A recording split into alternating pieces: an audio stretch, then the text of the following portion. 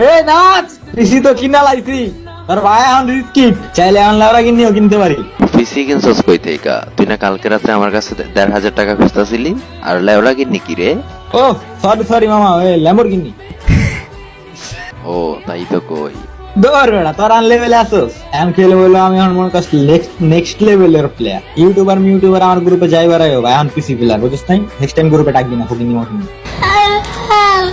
ভাই আমারে তোর লিস্টে রাখিস, দাঁড়া দাঁড়া, তোর একটা ফ্যান ফলোয়ার আসবে, ঠিক আছে? ওকে, এখন দেখি কোন কাঙ্গালি। আল্লাহ, এই রাজমালন চুরে কই পাইলি? অযোধ্যান সত্যিটা কয়ে দেয়।